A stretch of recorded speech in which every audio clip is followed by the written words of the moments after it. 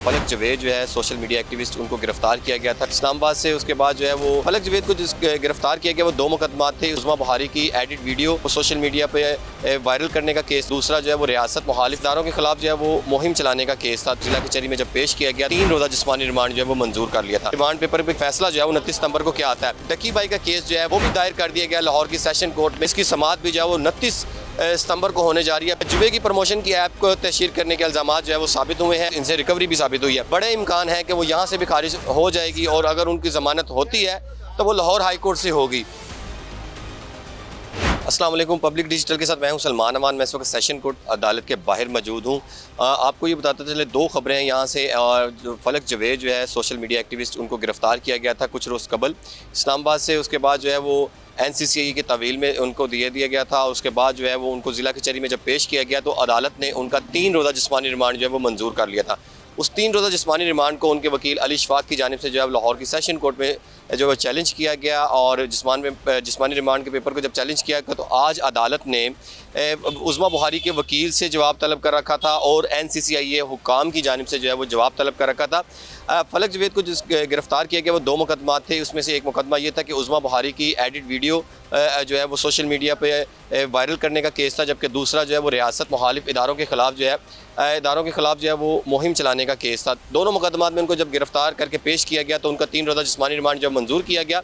उस जिस्मानी रिमांड को जब अदालत में चैलेंज किया गया तो एडिशनल सेशन जज साजिदा अहमद जो साहिबा हैं, उन्होंने आज जो है वो जवाब तलब कर रखा था।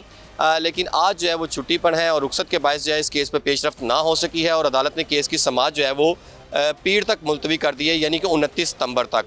अब 29 सितंबर का 3 रोज़ा जिस्मानी रिमांड था, उधर जो है वो पेश किया जाएगा फलक जवेद को जो है वो लाहौर की जुडिशल मजिस्ट्रेट की अदालत में। दूसरी जानिब जो है इनको जो पहला रिमांड पेपर है वो चैलेंज किया जाएगा। तो देखते ही हैं कि रिमांड पेपर पे केस का फैसला जो है 29 सितंबर को क्या आता है। दूसरी जानिब जो है वो डकी भाई का केस जो है वो भी दायर कर दिया गया लाहौर की सेशन कोर्ट में और उसकी केस की समाअत भी जो है वो 29 सितंबर को होने जा रही है। पीर के रोज़ जो है वो ये केस की समाअत होने जा रही है। डकी भाई की जानिब से, उनके वकील की जानिब से जो है बाद गिरफ्तारी दरख्वास्त ज़मानत जो है वो दायर कर रखी है।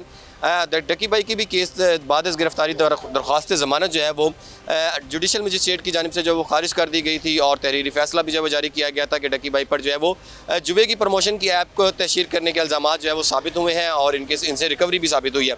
अब एडिशनल सेशन जज जो है वो पीर के रोज़ डकी भाई की केस पर समाअत करेंगी। साजिदा अहमद जो है एडिशनल सेशन जज साहिबा वो केस पर समाअत करेंगी।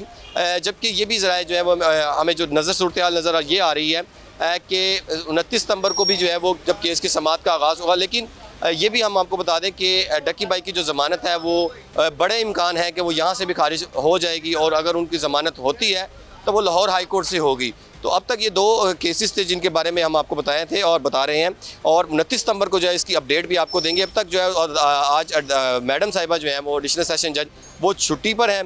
फलक जवेद के केस पर कोई पेशरफ्त ना हो सकी है, जबकि 29 सितंबर को जो है वो फलक जवेद का केस भी ज़ेर समाअत है और डकी भाई का केस भी जो बाद गिरफ्तारी दरख्वास्त ज़मानत है वो भी ज़ेर समाअत है। जी।